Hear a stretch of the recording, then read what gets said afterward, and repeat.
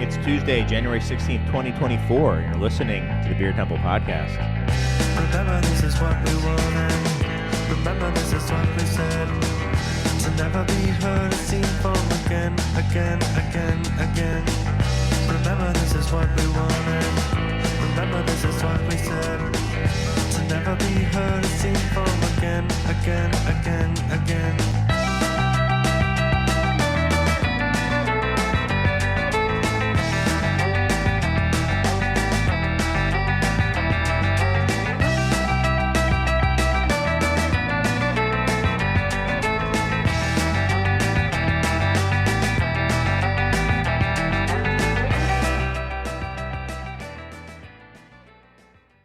Hey, hi, welcome to the Beer Temple Podcast. I'm your host, Chris Quinn. No co-host, just me. We're going old school today, but we've got a classic Insiders Roundtable episode lined up for you. We still got Serge up in here, fading, giving us the good fades. His New Year's resolution was to work on his fades, so expect them to get even better this year. So, looking forward to that. Thanks to everyone who's been listening. Thanks to those who listen via podcast, which is most of you, but also some of you who listen via the airwaves, 105.5 FM, Lumpin Radio, WLPN. Thanks to all the folks there for having us on all these years. Wow, that we've been doing this. And, yeah, thanks to Mike. Even though he's not here, I still appreciate him and appreciate that he helped put together this show. He's in rural Mexico doing some sort of shenanigans. I'm sure he'll try to smuggle. Maybe he'll snuggle while he's there. But he'll smuggle back an agave heart, maybe again, fermenting in his bag, and try to do some beer stuff with it. But that's neither here nor there. We are going to get right into it. I'm going to introduce my guest. It's going to be difficult. I always like to introduce them in order of seniority, the seniority being how many times they've been on this show. And, boy, I'm at a loss. So I'm just going to do my best guess. First, we've got Mr.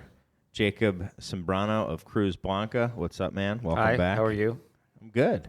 How are you? I remember last time you were on, where it was the Deep Thoughts. Oh yeah, that episode was with Gabriel and Matt. Yeah, Tanaka. It took a while for me to shake that episode off. Yeah, I was in a place with that episode. I was worked up. Yeah, man, that's good. Yeah. How are things going with you? Good. Yeah. Yeah, we made it through. Yeah, I made it through the holiday. Yeah. Anything exciting lined up for the first part of 2024 that you're allowed to talk about? Yeah, absolutely. Well, we're working on this Texas thing. That's what's going to segue into their conversation today. Yeah. We just want to plan a lot more events at the pub. Just be more present. Be more present. All right. Sometimes it's that easy. Yeah. Hey, I am all about it being, just easy. That's if I didn't have a New Year's resolution this year, but if I did, that might be, just simplify. Don't try to reinvent the wheel every time, which is kind of my MO. But anyway, thanks for coming on. Any good beers you've had lately? I was recently in Austin for the holidays. I see my mother and my sister, and went to a pretty popular brewery called Holdout. They're doing some really great beer. Had several beers there that just really enjoyed. Okay. Well made. They're just great beers. Just good. So, I mean, some were they lagers or ales? Both. I mean, Both. There's a couple IPAs, but they had some really great lagers. Couple of smoked lagers, standard pills kind of deal. What else did I have? Vienna lager, which was real nice. I I mean, it seems to me that it is maybe the maybe craft beers kind of spiritual lager headquarters is Austin, Texas. It seems there's just Texas so many in general. Yeah, just like killer lagers being made. Killer lagers. And 13 years ago when I left, the Blonde Ale is still incredibly popular. Oh. Hefeweizen's wit beer. Hef, for sure, yeah. Super refreshing, and lagers. Well, I mean, when it's 100 degrees in December, those kind of beers, I would think, would do well. Not 100 degrees here. It's about 100 minus 100. In the opposite direction. We're about 0 right now. And, I think the coolant in my car might have frozen. I turned the car on. I had to run because I forgot some beer. I was going to my next guest I'm about to introduce, I was running to get him some beer because I forgot it. And this has never happened to me before, but my car came up with a message, and it said, "Shut off the engine immediately. There's no coolant in your car." And I was like, what? How's that? Do I have a leak? And then I was like, oh, is it just like, did the antifreeze turn to slush or something like that? So as a good, I needed to get the beer, so I ignored it and kept driving the car. Priorities. Yeah. Wow. But anyway, nice segue to our next guest, Mr. Tom Beckmann of Goldfinger Brewing. What's up, dude? Welcome back. Happy Thank 2024. Thank you. Wow, I can't believe you almost sacrificed your car to get me some beer. Well, maybe I did. I'll just find out, tomorrow. But yes. Well, thank you for that. Well, yeah, I was out in Philly, and I know that you know the guys in Human Robot. Yep. And you've been there a few times, right? Yeah. A couple times, yep. Yeah, a couple 2 Tree, and you've done a beer with them, or have you done a beer with them? We haven't done a beer, but we've been to their participated in their Log Jammin' Fest. Yes. Yep. And so I was texting you while I was there, and for a few beers you said you were interested in. So one of which was the Polot Mave. Yeah. I got it right. Yep. Which, according to some people, is going to be the big. I think Hot Take Jake said it was going to be the big style of 2024. Little did I know he had just been looking at what was getting brewed in California, apparently, because like the next day someone came back and was like, "I was in California. They're all over the place. What's up with these Polot Mave beers?" But so they have one from Human Robot that talking about beers that I enjoyed, so I had to get it because I knew you were coming in from the suburbs, and I blew it and didn't want to be here empty-handed because I knew that was the only reason you came on the show. Well, like mine's, because I was also a little late because I was almost to the highway, and then I was like, oh, forgot to bring some beer. Let me go back to the brewery. Yeah. So what's new with you? Not much. Just, trying to keep cold water running in the brewery, and we're under construction right now for our production expansion. So I've been like a general contractor wearing that hat for the last few weeks. That's not bad. Last few weeks, better than the last few months. Yeah, still got a few weeks ahead of me. But all in all, things are going good on that front. Good. So we're pretty excited about that. Awesome. How about you? What beer have you had lately that you've enjoyed? One that really stands out is I got some fresh Marie from Hill Farmstead. Okay. Which one's that? The Marie? Is that The Hellas. Pills? Okay, Hellas. Yeah. Did a little beer trade with them, and wow, that beer was just incredible. And I'm shocked to hear. we ended up drinking that alongside ours, and it's just I don't know. I guess I found like a new purpose, or was reminded about my purpose because it was like the same style. I guess to a novice, you might not see much of a difference, but when you start to pick it apart, man, is it exciting to see. Yeah. Like similar ingredients, simple simple beer, and just What kind of qualities did you really like about the Marie? I liked where the hops arrived on your palate. They sometimes you get them up front, sometimes you get them in the middle. Rarely do you get them on the back end flavor in a Helles, and this was just kind of like right in between the middle and end, and so you got that nice malt character on the front end, and the malt character was also pretty starkly different. I'm not sure what malt they used, but it definitely tasted more like German. Okay. Their Helles tasted so German. Okay. Yeah. Interesting. Cool. Yeah, I don't know if I've had that one before, but perhaps I have. But now I'll have to look out for it. See if I can get it. Doesn't come around these parts too often. So rumor has it that A1 Hill might be coming to Chicago in the near future. Oh, okay. Not sure for what, but Okay. I've heard that. To visit or possibly, yes. Oh, okay. Cool. Nice. That's good. That's cool. Maybe they'll drop off some Marie when they're here. And last, but certainly not least, we've got friend of the show, friend of mine, Nile Zacherly of Mad Fritz Brewing. What's up, dude? How are you? Hey, great. It's a rainy day here in Napa Valley, but we're enjoying the rain. We need it. We're getting a little bit of snow, but not a lot up in the mountains. Oh, really? You And, get snow up there?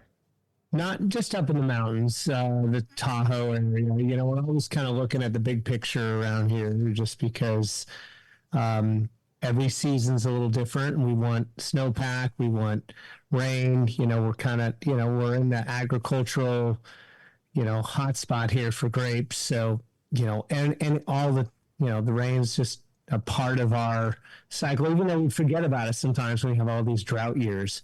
But yeah, just, kind of time for some dark beers and stuff, although I'm drinking a Pilsner right now. Yours or someone else's? No, I'm drinking some little Zinni Pils. Oh, nice. Yeah. We're both, connecting through Delacen. Nice. It's a great pill. Exactly. Very cool. You've got a very interesting camera placement. You've placed it so your face is exactly halfway cut off of the screen, which is, oh, there we go. Look at that.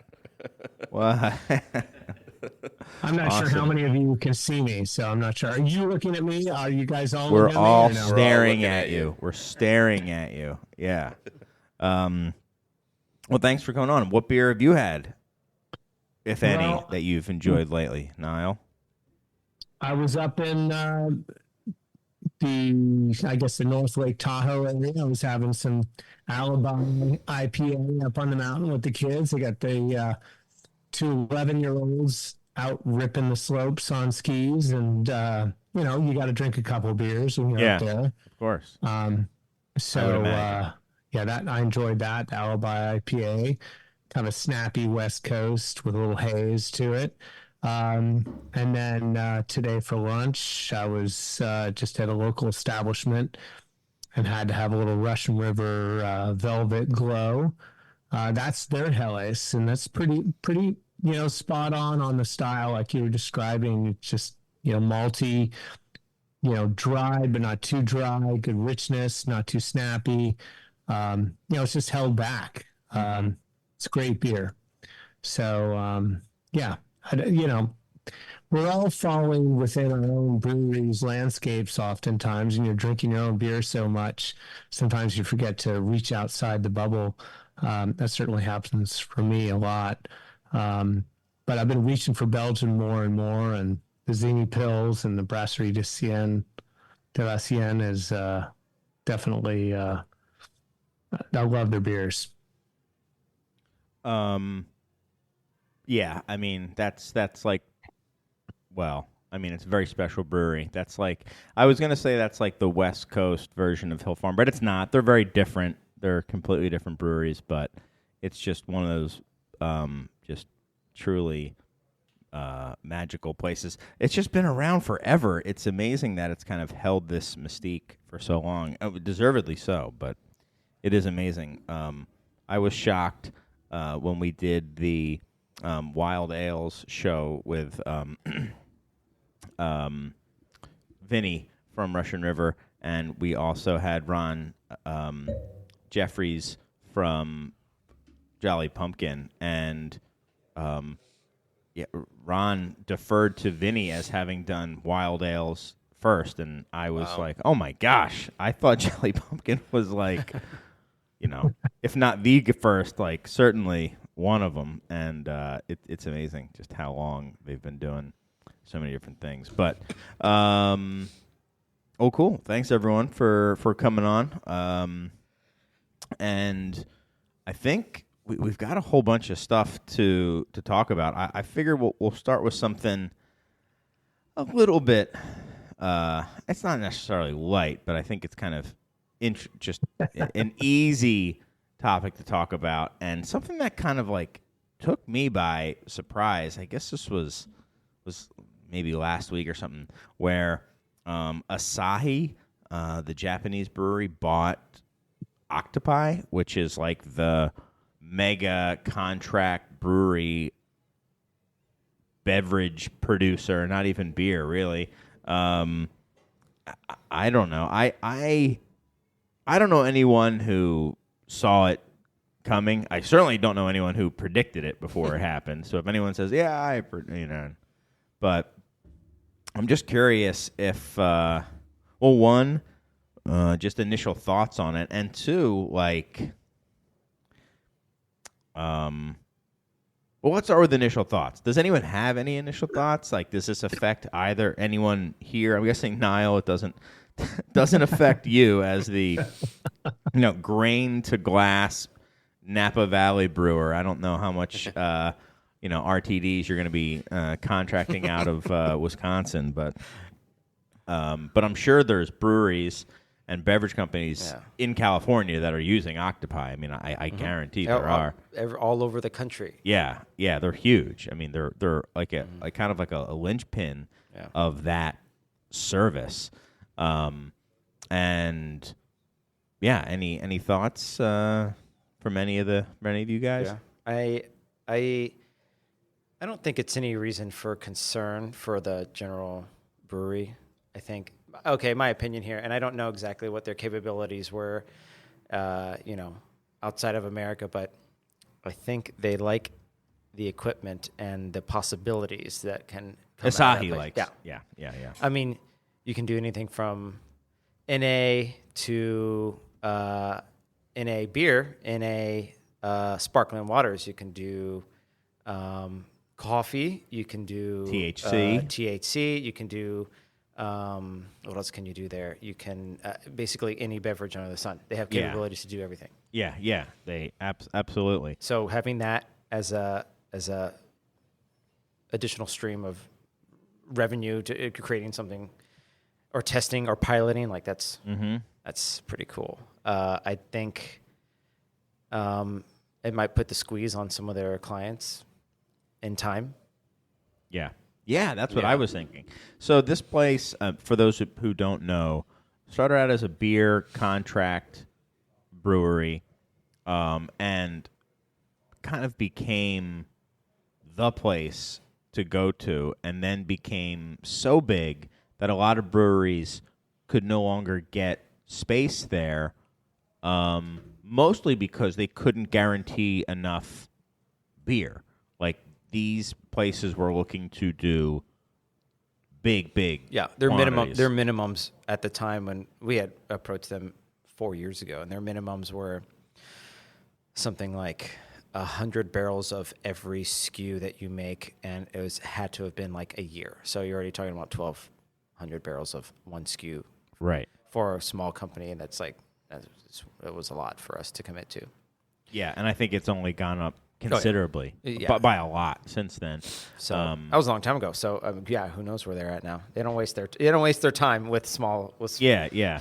So it looks like they produced 220,000 barrels of beer, making him the 13th largest U.S. craft brewer. I was reading about it on Brewbound, but Nile, thanks for linking to the Good Beer Hunting article as well. Shout outs to Kate Bernat and Jessica Infante at Brewbound for that reporting. But I think that 220,000 barrels only represents like 20-25% of what Octopi is doing. I mean, they're putting out close to 1 million barrels a year with a 7 million barrel capability. And the thing that took me by surprise is that Asahi is saying that they're targeting 50,000 barrels of production at Octopi. Yeah, I saw that. Like, but they also said that they were going to not dissolve the other contract stuff. And the owner, Isaac, one of the founders of Five Rabbit Brewing here in Chicago. He's staying at the helm. But a lot of this strikes me as like typical acquisition stuff. Yeah. Like, of course, you say nothing's going to change. We bought this place because we like what they do. Right. You know, like that's what always happens. So my guess is, he has to stay on for a little while. Whenever you're acquired, it's probably, I would think, smart to have it in the contract that they have to stick around for a couple of years at least. And who knows? Maybe he will be there for a long time. I mean, this is really pretty unprecedented. But maybe they're just not confident in the amount of Asahi Super Dry they can sell, so they're shooting low, 50,000 barrels. Yeah. But I'm excited. I can't wait to have the freshest Asahi Super Dry that I've ever had. So. Sure. I mean, next time you're at Hibachi, Dry. Say what, Niall? I was going to say, how dry is Super Dry? Oh, it's. I bet it tastes drier when you're closer. It's drier than you can imagine, man. Something did cross my mind, and I was like thinking, okay, well, and I always think about this, Modelo was picking up their breadcrumbs of domestic beer, and now look at them. And is Asahi trying to pick up Modelo's breadcrumbs? Right. Like, is there space for imports in the lager or just pale lager category that's not Modelo or Mexican anymore? Sure. And Modelo, There's money in that. It's a lot easier to get it into the country, I would think, and a lot cheaper from Mexico than from Japan. Sure. But 50,000 barrels, I mean, that's not, if that's what you're targeting, although they want to have growth every year for the next, several years, but it's got to be part why of a do you larger, buy something with plan. You buy something with 7 million barrel capability who's making 1 million barrels of beverage, roughly, let's just say, last year, so you can do like 5% of that? Like, I mean, do why? we know anybody who has their hand on the pulse of beverages in Japan? Because for all we know, there might be some insanely popular beverage there that they think that they're gonna, maybe they want to. They just want to launch that here in America, right? They get the brand rights to it, and then or can they send IPA to Japan? Brewed by themselves and with American equipment. Well, did you read Kate's article? She suggested that the per capita consumption in Japan had dropped like 10% or something like that over the last few years, and probably more than a few years, 5 or 10 years. So, I mean, obviously that's kind of like looking at a bigger picture. Are they just chasing the tails of Kirin and Sapporo? They're kind of falling behind, or they're just waiting their turn to decide what's the right move to make. Mm-hmm. So it seems very strategic, but they also seem to be holding their cards back, with this 50,000 barrels thing. It doesn't seem like much. I like it. Smart. Yeah, I mean, and then also, I mean, it seems like, I'm sure there's a lot of calls going out to a lot of places, including a lot of breweries that are working with them, saying, it's okay, I'm still here, Your contracts are safe. But I'm curious how that's going to affect other breweries that are, brewing. There are a lot there. of them, a lot of local ones. Yeah. using them. Yeah. Local to us. Yeah, I mean, as you said, Jacob, there's a lot of breweries all over the country. Now, if it were, hypothetically, if they were to just not brew beer there anymore, I mean, it would still only be like 25% of their production. They could probably scale it up with other stuff. That would have big implications for the U.S. craft beer market because they're like one of the big ones, right? I mean, if Octopi went away, I think a lot of people who don't realize it, who like drinking, craft beer, would potentially be affected by it, and that would have ripples, I think, throughout the entire industry because then breweries would be scrambling to find other homes for their beer that they have, like, volume. They have sales to support, but they don't have the brewing capacity, which, hey, I mean, that's a good problem to have, but it's still a problem for those places. So something to think about that just kind of came to me is, can you judge, looking at this contract beverage facility, can you judge the health of the beverage industry and certain segments based upon what a contract brewer is doing? Right. Yeah, give me an example of what Oh, you mean. well, if 25% of their production is beer, and let's say 60% is, vodka, seltzers, Right. or whatever, or RTDs. Like, if you put that on a pie chart, could it represent sales data for their corresponding beverage? Sure. Now here's another idea, and I know a friend of the show, Doug Valicki, is interested, tenacious. and he's very interested in this aspect of it. Is like, why did Octopi sell? And we don't know why they sold, but it was like, is it because contract brewing just maybe isn't as viable? Oh, I mean, was it that Asahi just gave them so much money that they just had to, take the call, and Asahi was looking for a big contract brewery, or was Octopi, silently kind of fielding offers and was up for sale, and saw like, okay, we saw this huge growth, and maybe they saw kind of the long-term horizon and was like, you know what, now's not a bad time to get out of this thing. And if that's the case, why did they think that?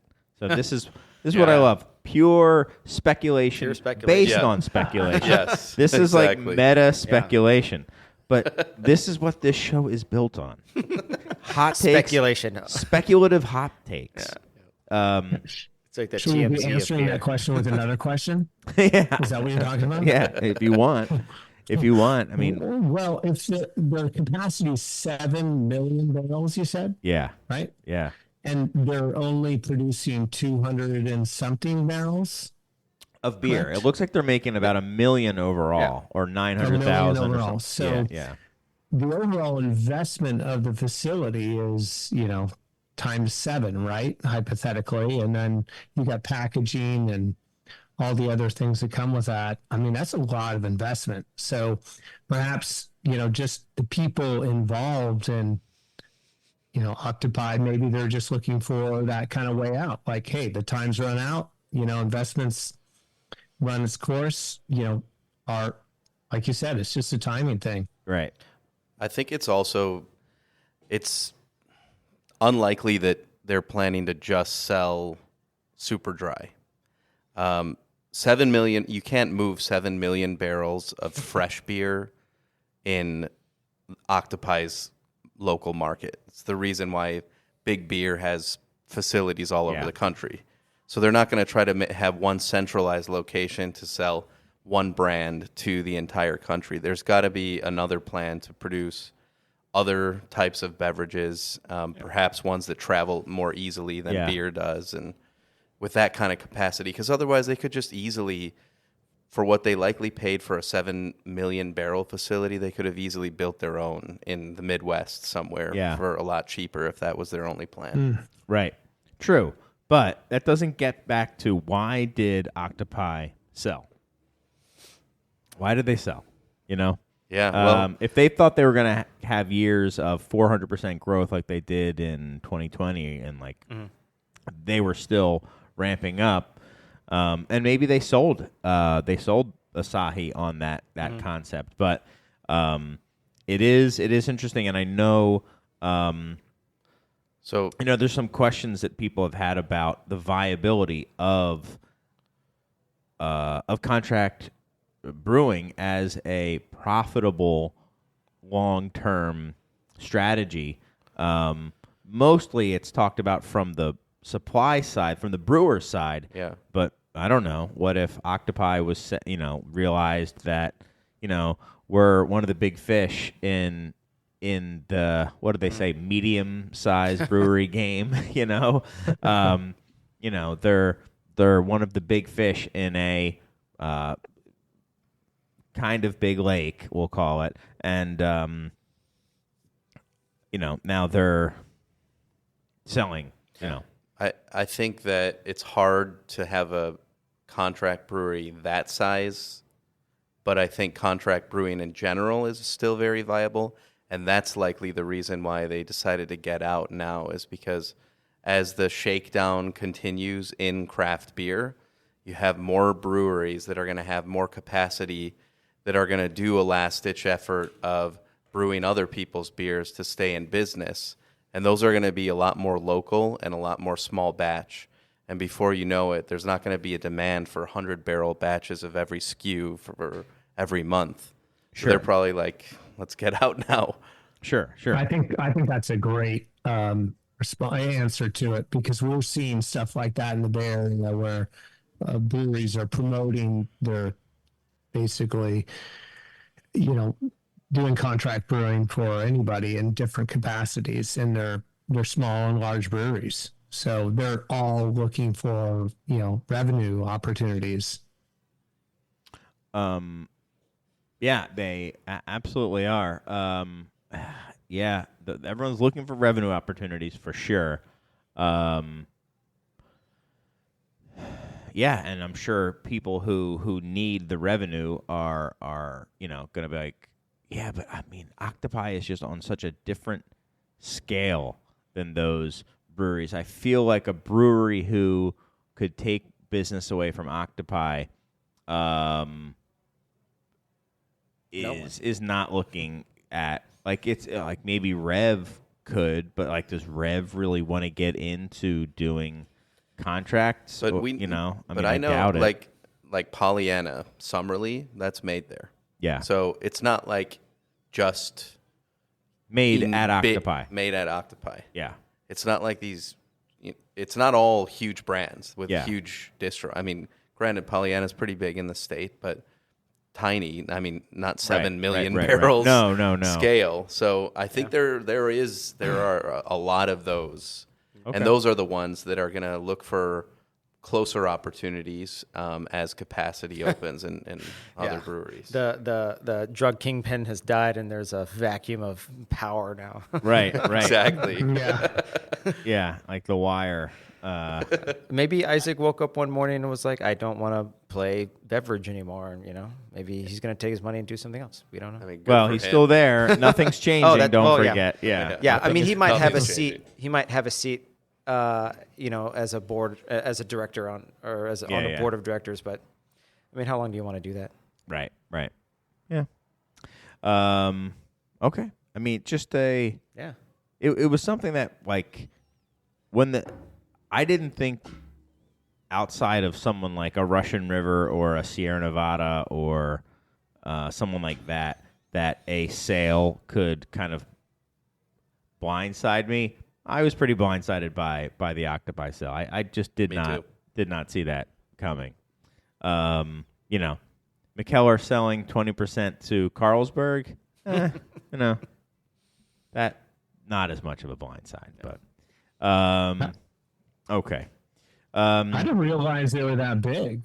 That's what I was blindsided by. I was like, holy smokes, man, these guys have a crazy production facility. They're doing whatever they need to do to create an opportunity for whatever's needed in the market. Hey, you come in as a client, you have an opportunity to produce anything within the scope of your brand, and it's super cool. I mean, it's a one-stop shop for folks looking for fresh beer, production and potentially distribution from the Midwest. So, and then of course that article also mentioned Canada, but I'm not sure. I've never exported to Canada, so I don't know I've done it with wine, and I know it's a loser, but with beer, I'm not sure what the tax, what it looks like when you export to Canada. So yeah. I could only imagine with all the Canadian breweries that, who knows? I mean, they mentioned that in the article, and you kind of go,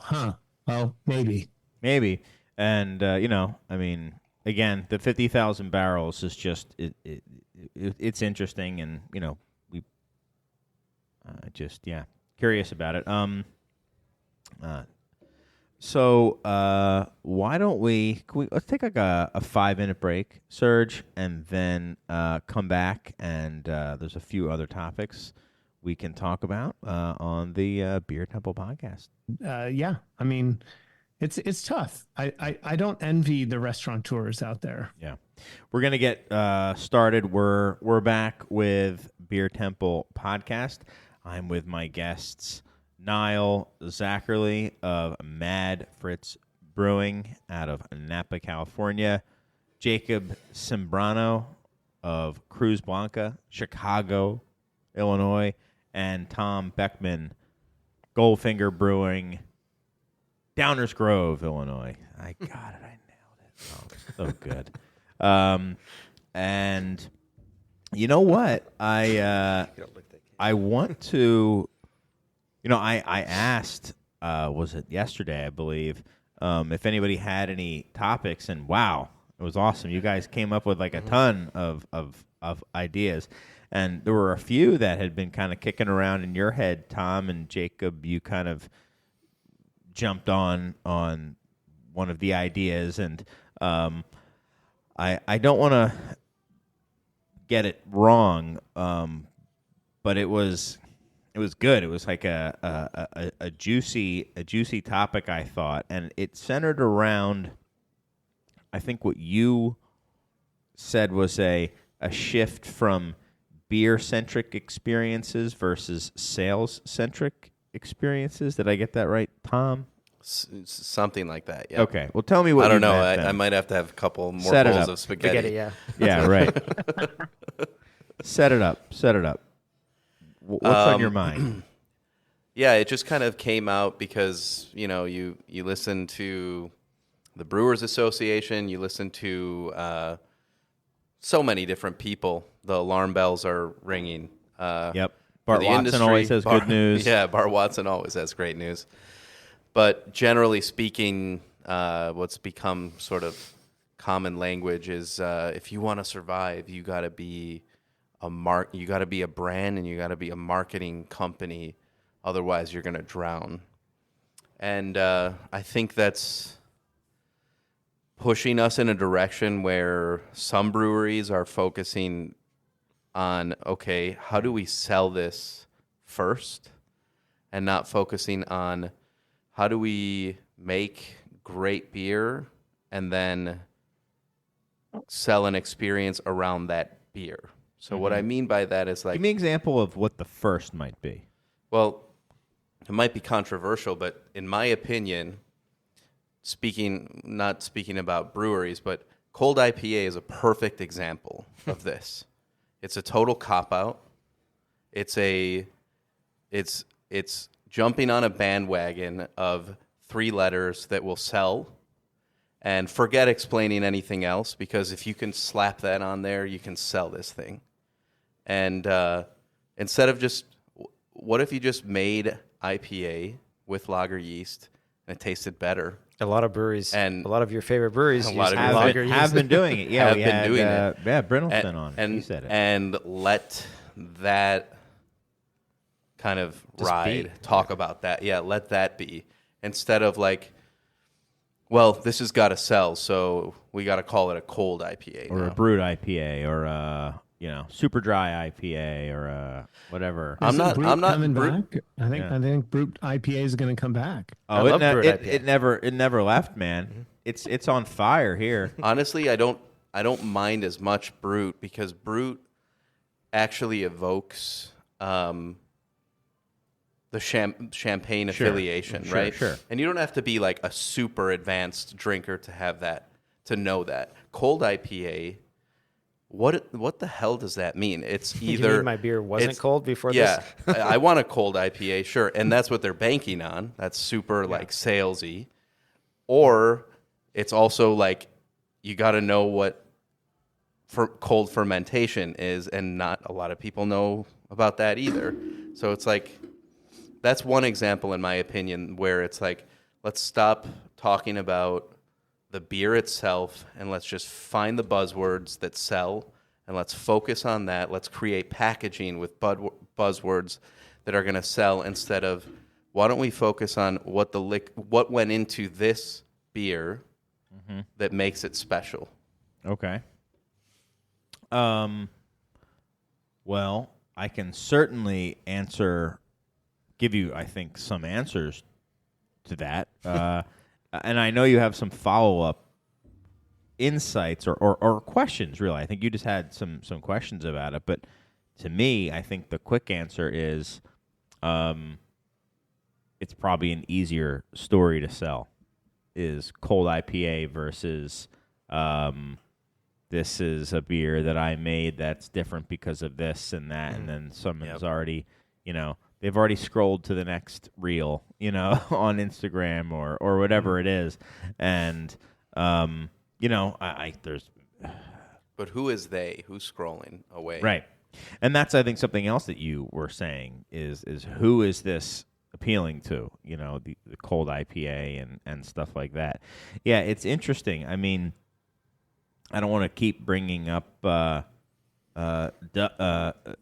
because he's going to get a big head. But he and I, he likes to kind of stick it in my face that I said cold IPA is dead, dying, and stuff like that. And then he will just keep sending me examples of huge breweries doing cold IPAs and stuff like that, and be like, "Oh, is it dead yet? Is it dead yet? Is it dead yet?" Do these breweries call them cold IPAs? I think so. Yeah, I think they call them, or have like cold in the name. Well, I would argue if the huge breweries are doing it, then it is dead. I don't know. The I mean, huge maybe breweries nowadays it's reversed. They're copying what the small guys are doing. Sure. But maybe from a sales volume standpoint, that means it's going to go up first and then maybe Come crashing down. I don't know. Everything is so cyclical that, I mean, we had this. Two different people had this conversation with you about something else 18 months ago, and Right. 18 months ago, and 18 months before Yep. that, and it's like this is just like some vicious cycle that keeps us entertained. Right. I think one of the more existential questions is, Yes. can craft beer as we all remember it or know it or dream about it, this like kind of Glory clumsy little, can't even call it a business necessarily, project that so many people embarked on, at what point does that reach a tipping point where they stop thinking that way, which is like, Who stops thinking that way? the brewers and the owners, like ingredients over cost, time to produce the beer over rushing it. Packaging is like the last thought that you have in the entire equation. At what point, at what size does your brewery get where you start thinking way more like big beer? Because what I believe is happening is big beer has influenced the large regionals. The large regionals have tried to take cues from them and tried to grow based on what has been successful for big beer while selling what the small guy is making. And that's starting to trickle down. And every brewer or brewery owner is being told, like, that's what you got to do to survive. You gotta sell.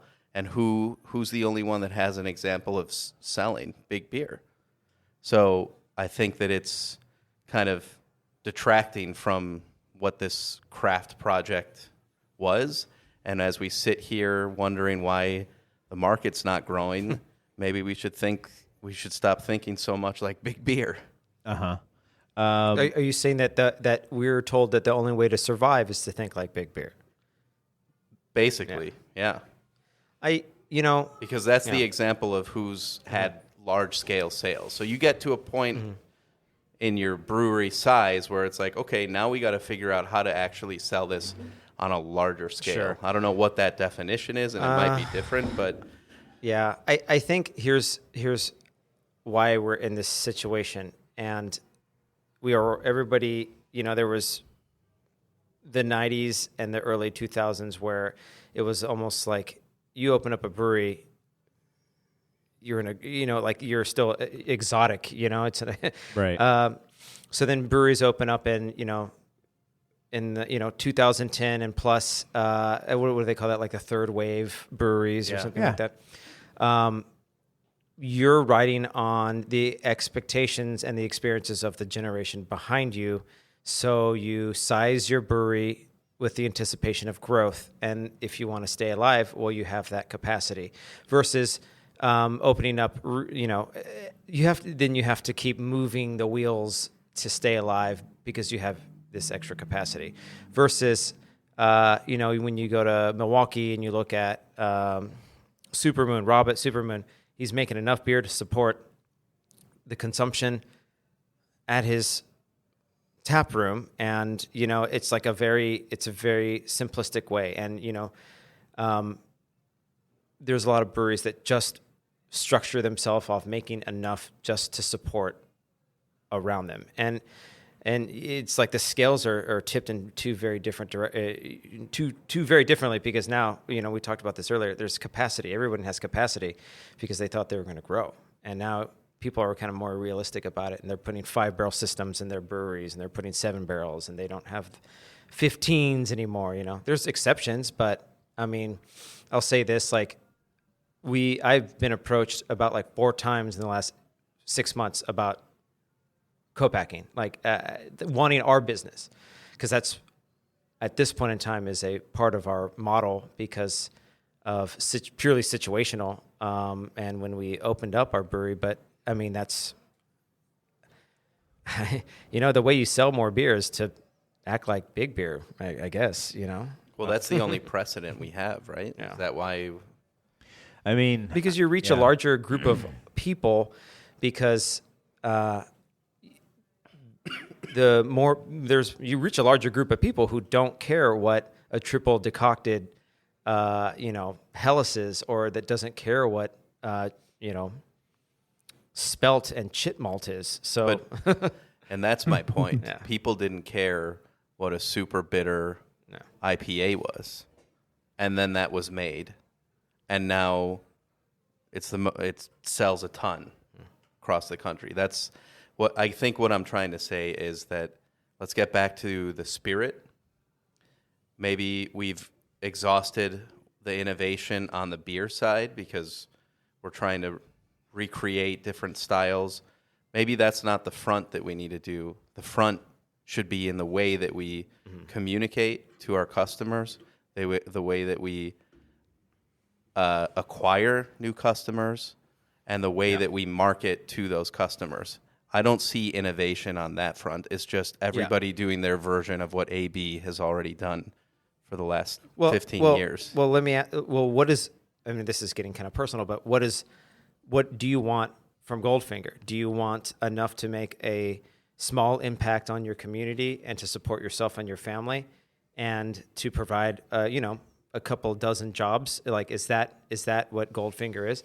Sure, or world domination. Either one. Well, you got to pick one, right? I don't. Right, yeah, you got to pick one. I don't. Right. I don't. Not now. Well, yeah. So I have the luxury of not having to pick that. I have the luxury of taking my time as long as I've created a viable enough business that can pay the bills, pay payroll. I can take that time, and that's what craft was and still is to a large extent. I don't have to rush into that. Mm-hmm. But if the opportunity that's good. Yeah. Sorry. That's great because you're fulfilling the need for all of your desires and requirements out of what Goldfinger is. And that's I think growth should be for us, for these for crafts people, like, I don't know how to define us, but because we're all doing different things in different contexts and different locations and different demographics, and there's so many elements that play into what you make and where you make and how you sell it. And I think, you make and create your business model, and then, hopefully, you set up a standards in which, it evolves and grows with the climate. And that's what we're seeing right now. And if you kind of set yourself up for some other climate that you think is coming or is past, I mean, you're done for. And that's what we're seeing. We're just seeing attrition from people that haven't, set their eyes on, they've overextended their ambitions or their perspectives on what it is they're actually doing. And, frankly, it's so weird with beer because you could make it in Iceland. You could make it anywhere. It doesn't matter. I mean, can you grow it anywhere? No. But, we're brewing beer in all these places, and we're creating these products and inspired by each other. And it's a wonderful thing. Yet you were also captivated by our audiences and trying to work them into the dynamics of our culture and our product and our inspirations. And it's hard to communicate all those things. And I think that was, I really loved what you said, Tom, about this kind of beer-centric experiences versus sales-centric experiences that, Chris mentioned in his outline from your emails. It was super cool because I was just like, oh my God, like this is so good because it could be interpreted in so many different ways. How do consumers look at our product? We have no idea sometimes. Mm-hmm. True. And man, I mean, there's so much to unpack with that, Tom. It's interesting. I mean, I think that everyone in this room right now wants the beer-centric to lead the way, but at the same time, it's those glory days of 2005 to 2015 or whatever it was for whoever's out there. There's difference. There's so many things that are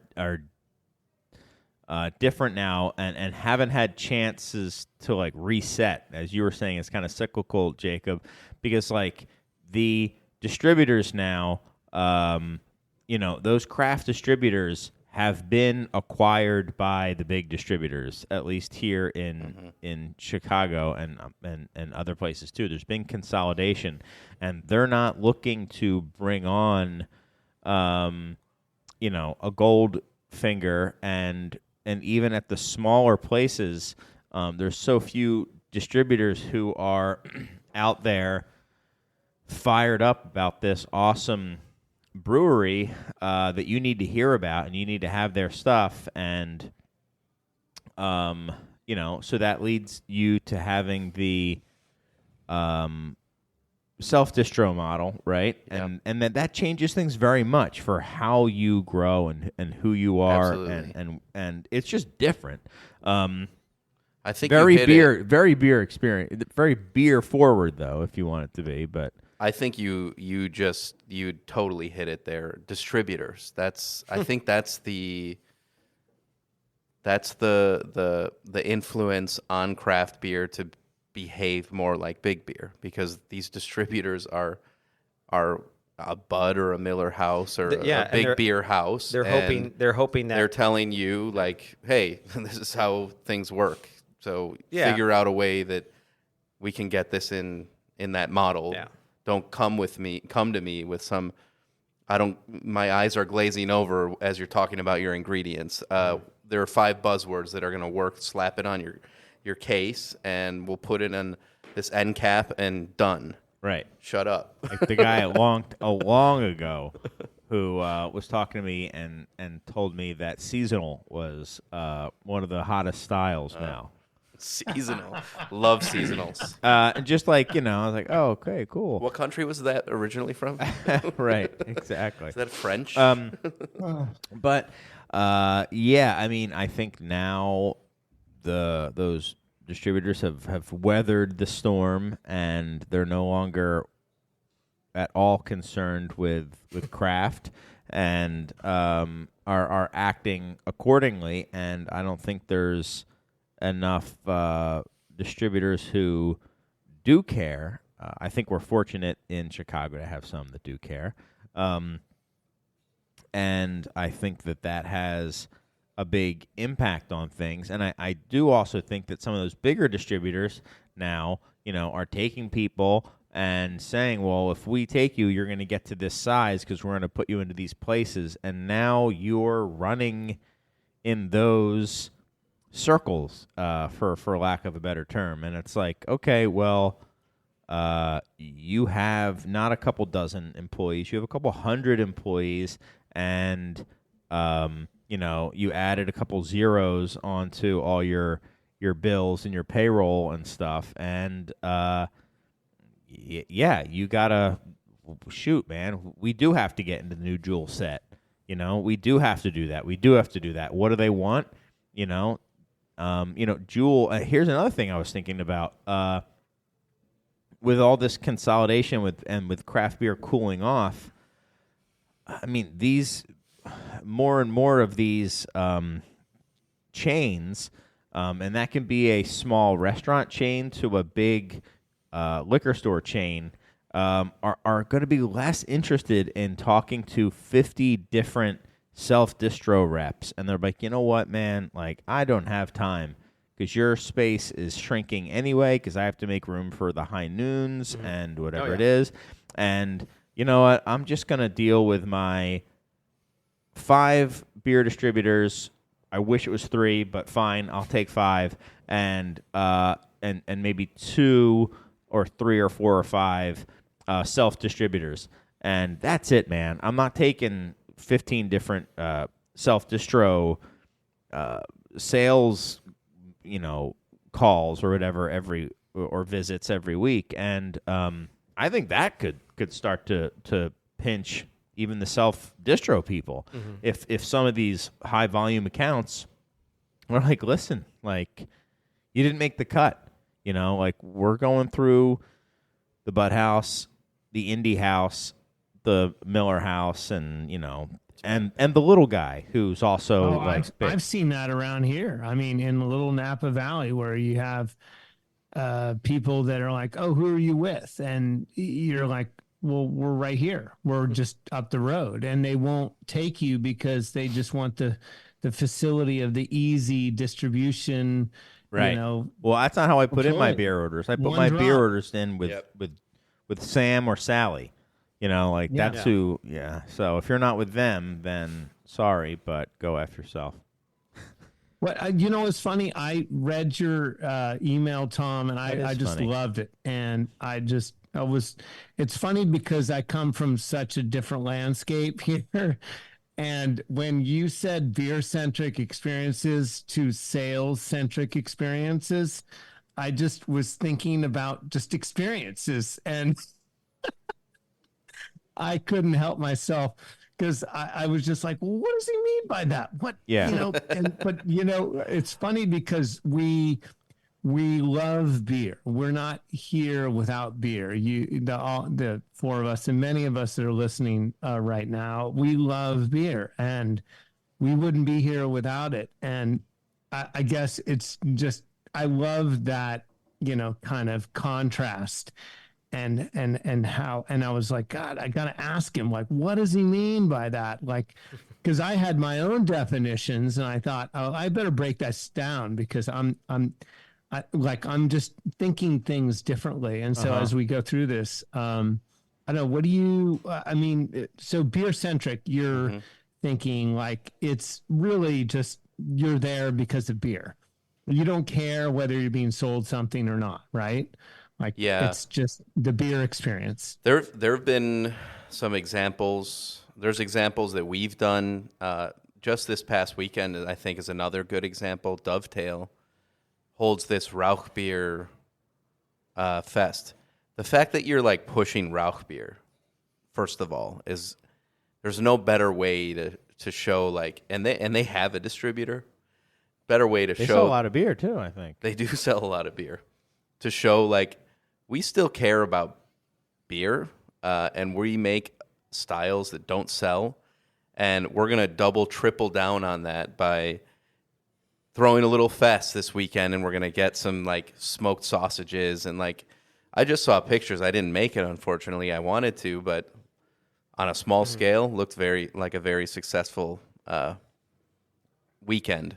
Yeah. We've done, so I was hoping Mike was here, but Mike, from your esteemed co-host, from Iswas and us, we made a beer together. We brewed the wort for a rot beer at our brewery, and we split the batch, and Mike took it back to Beguile and pitched his Saison yeast, and then bottle conditioned that, and also bottle conditioned it with Brett.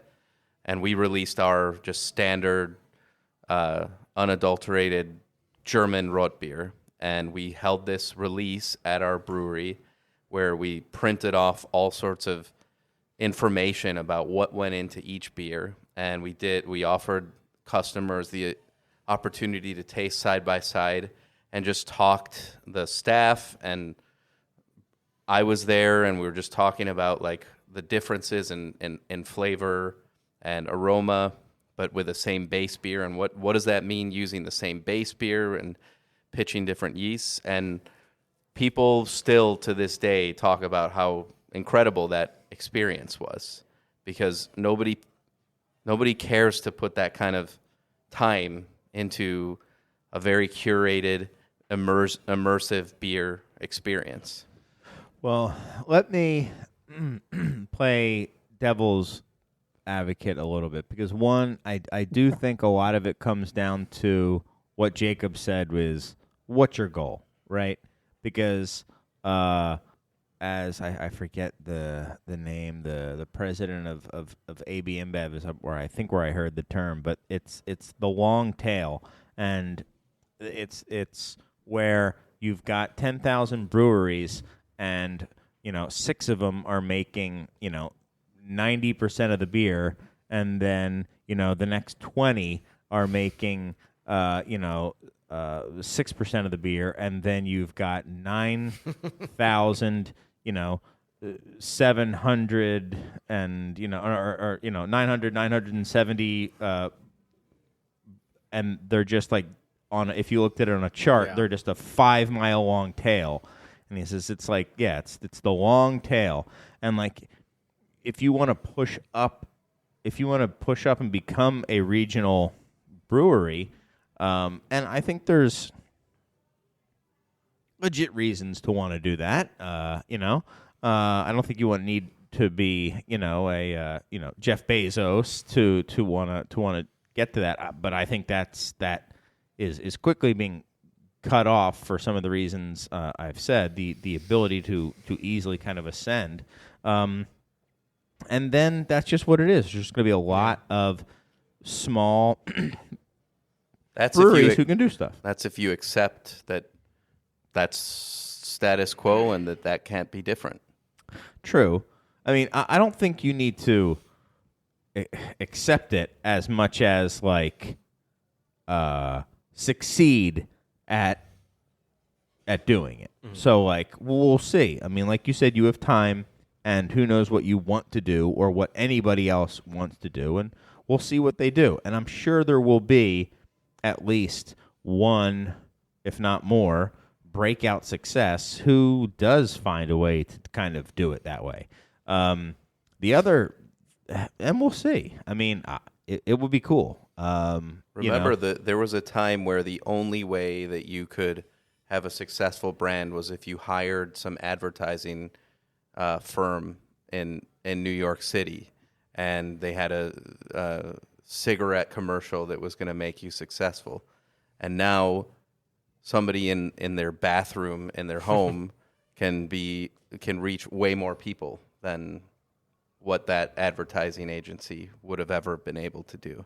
So 100%. it's about thinking outside of this Yeah. this current structure, which Sure. is what my argument, was that's how craft was, and that's why craft succeeded then. And now we're in an existential crisis, and we need to backpedal and see what was successful. And it was that we wouldn't have even considered, and it's funny, as a lager brewer, we wouldn't have even considered making lagers at the peak of craft beer growth, but we wouldn't have even considered a 15-pack in this section of the grocery store with these colors and this little catchphrase on it 15 years ago. We would have never Sure. even thought that way. No. Yeah. Well, you didn't need to. You didn't need to. But And it was also poo-pooed by the powers that be, back then. But a lot of those powers that be are now doing it. Yes, true. Same people. I'm sorry, Jacob. I think I interrupted you. Oh, no. Everything that you're saying that you want from the industry is what you're doing, what you're currently doing. And that's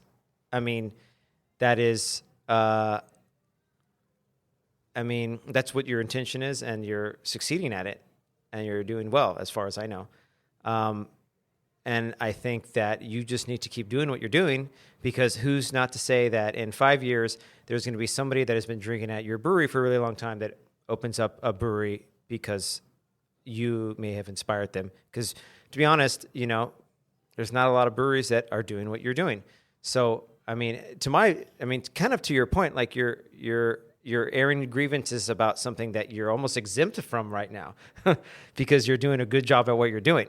So, being worried about the overall health of the industry is one thing, but you are also hoping you're a part of the solution. And absolutely. I'm hoping to be a part of it, but I also believe that if more people can do it, and I don't think we've even scratched the surface on what I imagine. We're never going to have that utopia that we all desire. And people can scoff at my idealism, and to me that's a compliment, because that's why I got into this. I'm an idealist, and somebody's got to do that in this doom and gloom conversation. Somebody's got to be there saying, "Hey, remember when this was cool?" The world. Hey, I'm the one selling a $35 bottle of beer. I'm the one that's the idealist here. There you go. I don't think you guys get it. That's amazing. I'm trying to create a luxury. I'm trying to get people to think about beer in a whole nother landscape. It's like, beer isn't just commodity. Beer is like this element of crafts, I don't want to say craftsmanship, but it comes out of the mouth a little easier. But it's just, we're crafting these products with locally sourced ingredients, and I want to share it, but I want to take it to the next level. And I feel like, that's what we've done here. Can we do it elsewhere? I don't know, but talk about idealism. I'm a wingnut. Keep doing it. Love it. And obviously, like I said before, I'm playing devil's advocate, and I'm trying to be level-headed about it, but at the same time, I think everyone here knows the place that I'm coming from. I'm kind of a wingnut too, and I Totally. Who are the breweries that like, you know, give me goosebumps and stuff? It ain't the ones that have the cool 15 packs, you know. Unless there's a new, you know, 15-pack variety mushroom, you know, from scratch, which would be amazing. You want I thought you were going to say Fatheads. No. A 15-pack of Fathead IPAs? Yeah, right. They would do 12-packs. No, I was thinking a 15 mushroom variety pack from scratch. Ooh, nice. It would only cost like, you know, $600-700 or something, but Sergio, you got to give him a hard time on that Fatheads thing. He's obsessed. he loves it. Serge is drinking the Kool-Aid, man. Serge loves Is he it. drinking one right now? I've never met him. He probably is. He probably wishes he was. When I was up at the bar, that was the first beer I got, and Serge was next to me. He's like, "Have you had it on draft yet?" I was like, "No, my first time." He's like, "Oh, it's so good." Yeah, see? He drinks the Kool-Aid. He drinks the Headhunter Kool-Aid. Anyway. Beer-Aid. It's the Beer-Aid. Yeah, the Beer-Aid. Yeah, you know, that's kind of one side of it. There's a whole other side of the argument that I want to get to. I don't know if we're quite there yet, Tom. But, yeah, I mean, I want that to be like that as well. I don't know if there can't be both. And I don't know if sales giving insight into and working symbiotically with the brewing staff, I think there's always going to be kind of this tension, this pushing between sales and production, and I in a way I think that's healthy. I really do. I truly think that's healthy. They balance. It's the balance. And right, and where does it balance out, and who wins what times, and stuff like that. Because I do think sometimes that sales will say, "Why are you guys up your own asses so much on this?" Like, people want to connect with you, and this is like, give them an easier way to do it, please. Give them an easier way to connect with you, Sure. and do it that's true to you, and you might have to think harder about it. It might be more difficult for you to do it, but that's why you're a pro, and that's why you're one of the best at doing what you do. Now, go do it, and then it's productions, you know, they have to push back and say, I don't care what you say, I'm not doing a cold IPA or whatever it is. It was a hazy IPA forever. It was like I'm not doing it. It's a cold pastry stout. Right. I'm not doing a cold pastry stout. Nice. Even though that's going to be the next big thing, and the IRI data is showing that it's we're already seeing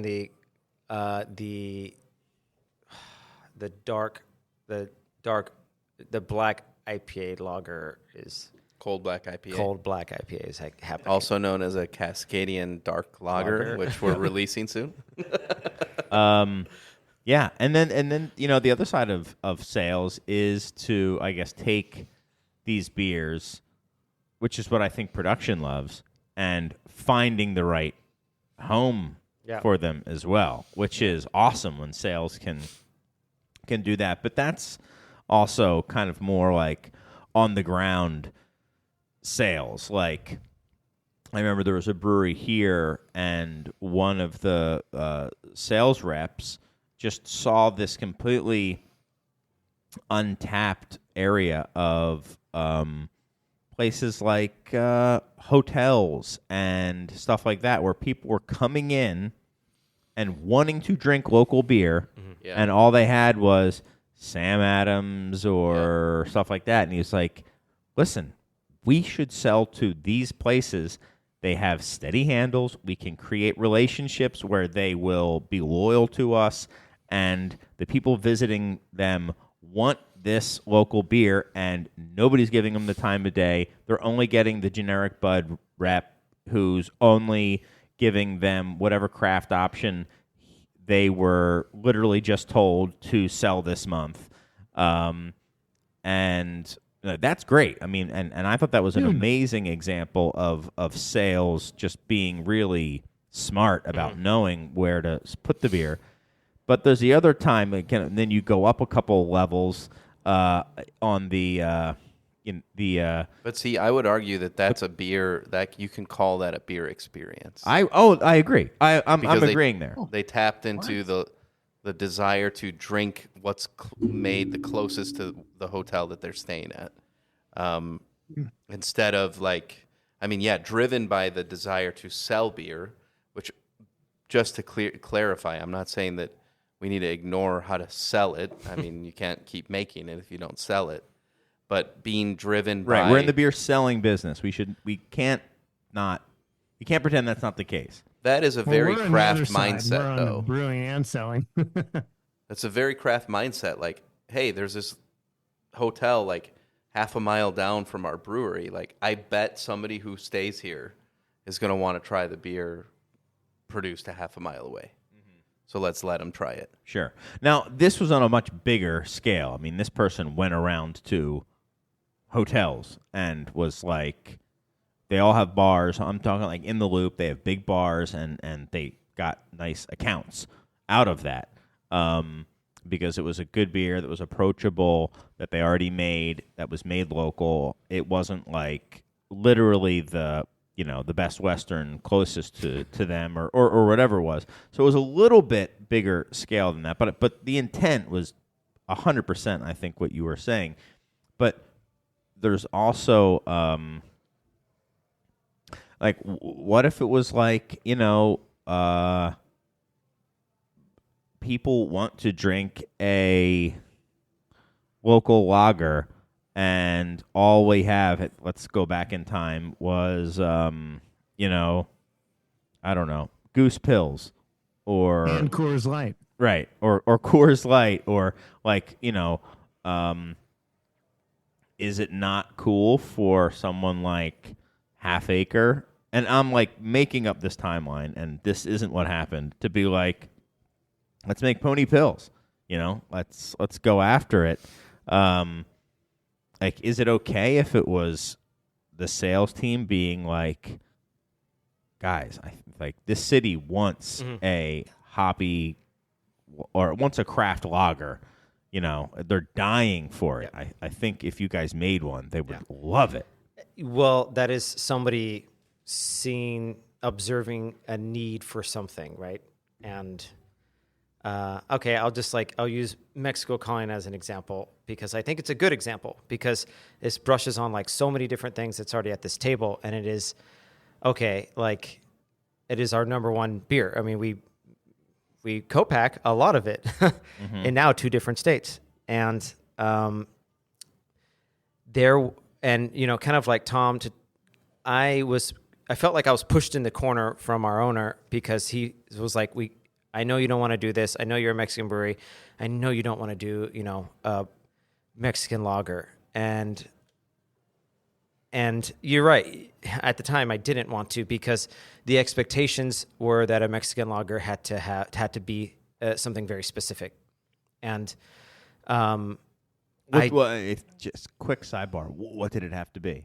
I think the expectation is it has to have corn in it. It has to be, I mean, there are some expectations that I find to be very true, but, it has to be, almost super light, almost frail in body, like just very easily drinkable. And I just,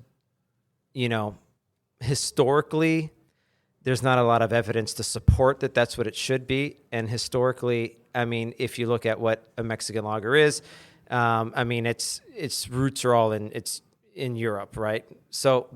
Yeah, like Vienna lager, right? Yeah, well, yeah. So, there was a need to fulfill, this role of a Mexican lager in Chicago that wasn't, Modelo or something, which we still have a hard time because Modelo is everywhere. Right. So that is the marketing need for it, right? Like, how can we fill a desire, right? So when approached to me, I'm like, well, then I have to say, like, well, I don't want to do what's expected. I don't want to do the cold IPA. I don't want to do the hazy IPA. So, what am I going to do? Well, I mean, how far away from historically is a Vienna lager than brewing a beer with almost 100% Vienna malt and, brewing it in the style of what our expectations are of a Mexican lager. So having it ferment a little bit drier than like an American lager, hopping rates are a little bit adjusted. As opposed to using corn, I want this like mid palate richness. So it's like a brewed to a higher strength and then it's liquored down.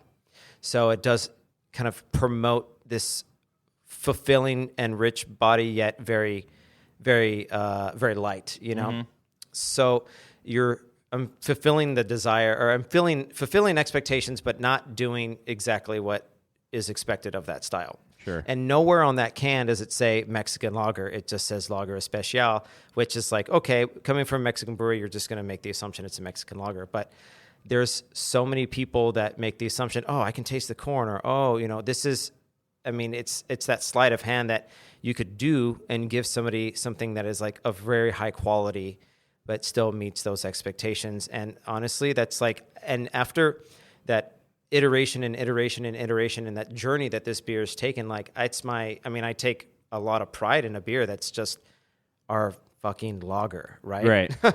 And that has come from an evolution of 6 years of tweaking and adjusting and seeing where do we put it. We're still trying to figure out what to do with this beer, but it is so intentional. It's like, you can lose sleep over it.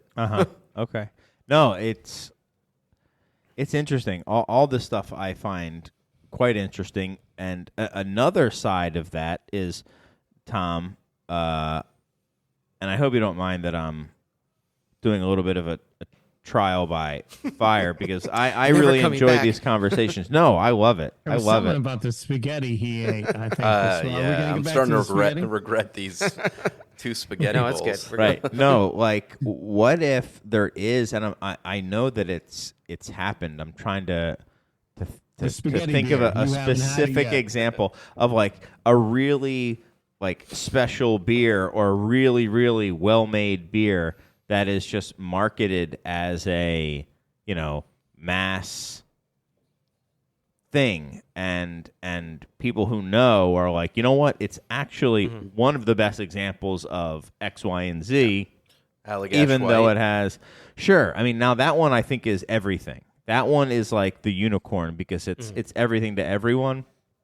But I think there's other ones that are almost like, from a sales perspective, dumbed down in order to get sales. Right. But there's like I without saying too much, it's like, the garage lager. It's like, it's supposed to like send you back to, and I've talked about this a lot because it's like, it's supposed to send you back to like the days where, my dad would drink Miller Lite and that was his beer. Right. So it's like, they're tapping into nostalgia, but it's a craft brewery making big, following the footsteps of big beer to make a buck. But I think those things seldomly work very well. When was the last time we had a beer that like, hit that kind of nostalgia marketing point? Do you remember? What's that beer? Man, that hit it and like, and really did it well. I know there's ones that are going for kind of that, like ironic nostalgia, like that Montucky Cold Snacks is like nailing that ironic nostalgia. I don't know if that's the right word for it. But are they there now? Are they still here now? Yeah, they're still doing all right. They're doing all right. I'm just trying to think, like, who has gone full in on nostalgia and it's working. I think the ones that are doing it are brands that have always been there and now are like doubling back on the nostalgia of it. Yeah. I think like Malort is the big one that I think of. They are living. They've been bought. They're owned by a different company now. They're made at a different place, and they are just doubling down on the, nostalgia or the, just kind of the reputation of that beer, of that liquor from decades ago. that's the one that comes to mind for me. I mean, old style has always just kind of been old style, and Hams has kind of always been in Hams. Texas, it's like Shiner. I mean, Shiner Right. Bock I was is like just that going to thing's. say Shiner, yeah. It's still, I mean, as far as I'm aware, what is it, Spolt's Brewery? They're still independently owned, and Shiner is Shiner, and Shiner still does pretty well. Right. And Yingling, I don't think really relies on nostalgia, oddly enough. I mean, it says America's oldest brewery, but it's just like, Okay. it's just there, and they make a ton of it at this point.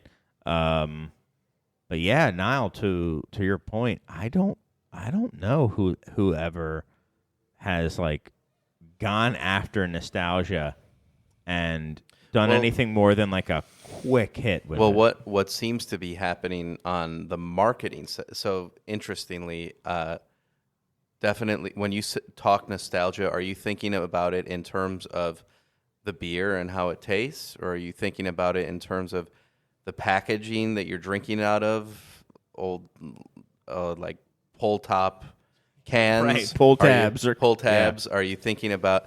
There's so many aspects of what nostalgia is, but I think from a marketing standpoint, from a branding standpoint, nostalgia has overtaken the quote unquote premium lager beer for so many breweries now, where they're pulling cues from like really old breweries, and their cans are looking more vintage than they used to, and so in that sense, they are trying to tap into some type of nostalgia, just Which in has the always artwork. been like, even back then, if you look at like, you know, certain cans from the 80s, I'm sure they had like faux script, like handwritten calligraphy on it, trying to look like it was really olden times, you know?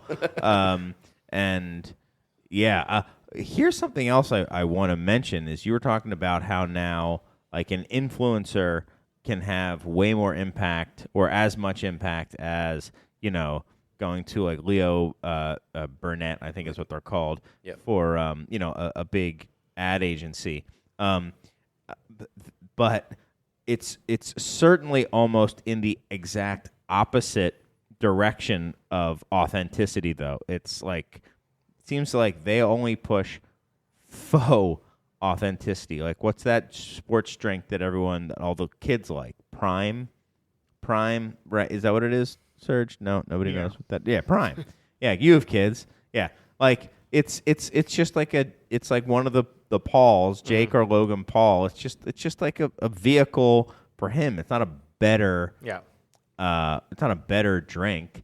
And it's a new drink. It's a new drink. Yeah. And it's I would argue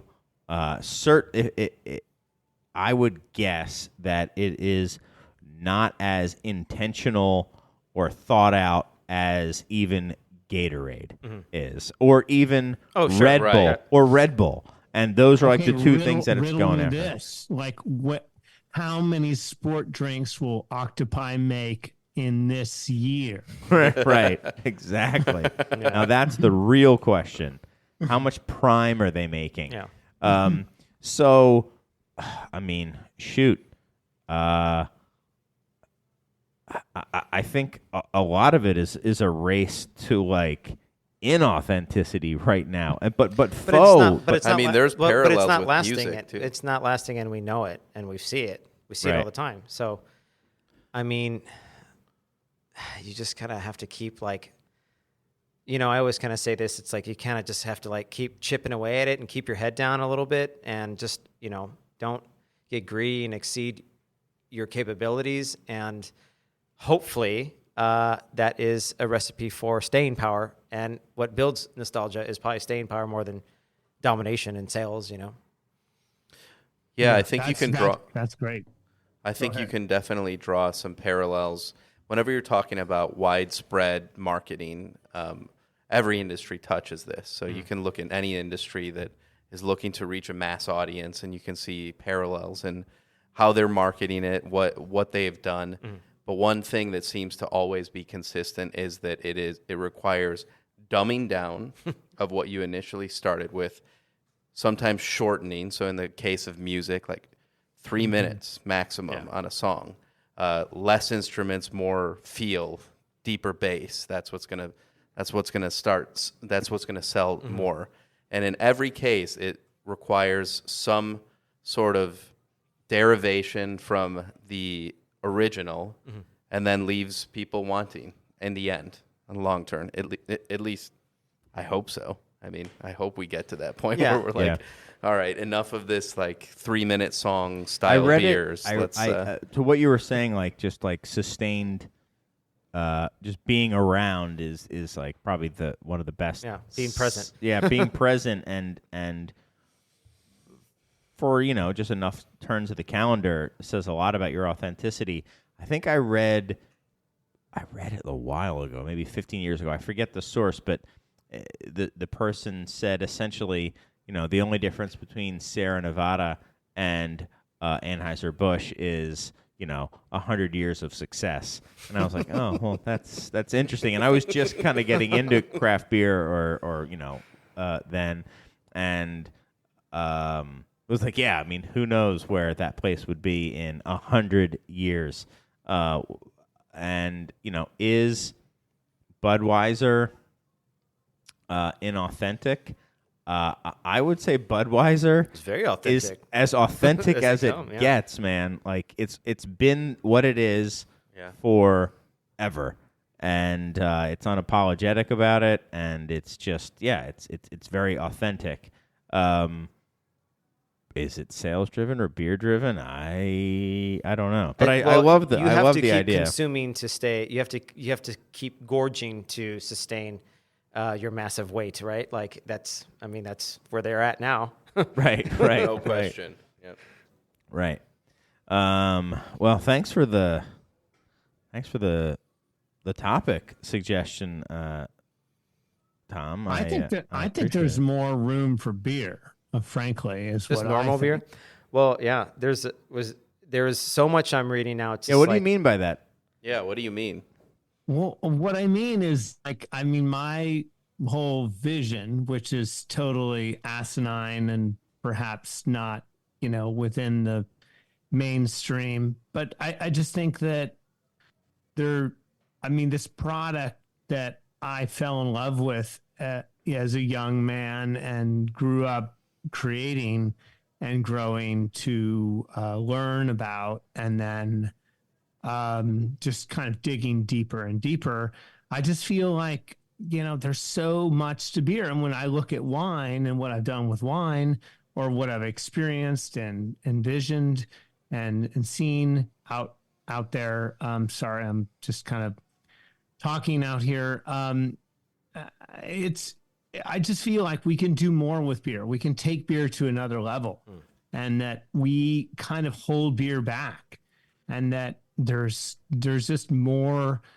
The folks that really love beer and cherish beer and want to taste beer, we just have to charge more, and we have to put the effort in. And there are these mainstream beers we're discussing and talking about, and these kind of commodity style beers, and they're always going to be there, and they need to be there, just as you go and grab, eggs and milk at the store. But, what we're creating, what we're crafting every day, what we're thinking about, what we're pontificating about, like, how can we make these products better?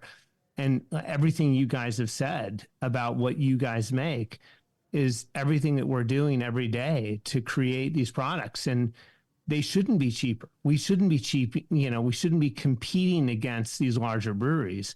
We should be elevating them to the next level. And unfortunately, I think our consumers need to pay more for that. And that's just the nature of where things have to go. We can't compete with these larger breweries. We never will, unless we grow to that size. And that's not my intention, but my intention is flavor, personality, expression of place. And I think that, I just think that there's more for beer. We can do more. And how do you justify that price point? Whatever it is, you're just saying, more. I don't know if you have like in mind a specific, or if it's just the concept of don't be held down to whatever the large regional craft brewery is charging. Yeah, you can't compare what we're doing against a large regional. We're just not them. We're doing different things. We're creating, we're sourcing, we're fermenting. There's just, again, going back to that local, you got to support local. When I drop into your town, I'm going to be buying your beer. I'm not buying someone else's beer. And, I want to know what you're doing, and I'm willing to pay the price for it because I want to support you. And every customer that's out there that's really passionate about beer should be thinking that way. Hopefully you're not just making a commodity lager and trying to price it. And that's really the challenge, is differentiating kind of what you're doing versus what is actually sold to the consumer. And that's a really tough area for consumers to. Yeah. I mean, it goes back to the soul of what you're creating, and everybody, musicians, artists, everybody reaches that critical point where people might start calling them a sellout because they're reaching a wider market. And I think there has to be some examples. I'm trying to think off the top of my head of maybe some musicians that, while they reached a massive scale, never lost the soul of their art and their craft. And that should be the model for what we follow. How do you preserve the soul while still considering scaling to whatever it is that suits your needs, but not by compromising the soul? And that's happening too much, too often. Mm-hmm. Well, you have to be okay with not paying yourself a whole lot. And Yep. Yeah. And I mean, and Nile, I mean, for you, I mean, when I said it's hard just a moment ago, I mean, I was thinking of just like the beers that you make, and like to understand your beers, you have to, I feel like at a minimum, talk to you about them. If not, go to your brewery and have you show what goes into making the beer. I mean, they're that nuanced and of place, and that's so hard to do. And like, short of that, I'm a loser. No, short of that, it's just like, but I think your beers deserve, warrant their price point. Okay, so like I will say that I think they are worth the money that you charge for them, but you have to. Even if I told someone, even if I said to somebody, trust me, you trust my opinion of beers. I didn't steer you wrong in that, fatheads, did I?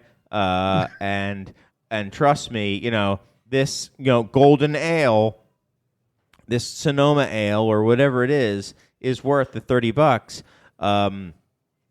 Even if that sale was made, they wouldn't be able to. I can't say that definitively. I'm curious if they would be able to suss out or discern it, and do they need to know that story? Is the story part of it, that like you malted your own malts, and some of them were under modified, and you were like, well, I mean, isn't this how beer used to is sometimes? Do they all have to be all fully modified? What if they're not? What will it taste like? Let's try it, And this is me bastardizing what you've said, but it's like, it's such an amazing story and like just so interesting. Like, yeah, what would happen? And you tried it, and here's the beer, and wow, it's really good. That's really What cool. do we do with beer if we're held back to just battling against commodity beer and these price points? I mean, look, guys, like you look at wine. Like, why can't we be doing more? Why can't we continue to add experience of flavor to our customers? And I just think sometimes we hold ourselves back. I mean, maybe it's just our consumer base is just that way. It's just beer, but right. I'd going like to against think, I'd like to 1,000 believe years. that we can look beyond, and maybe that's not all of us, but I really think it is. I think we all can do this. Yeah.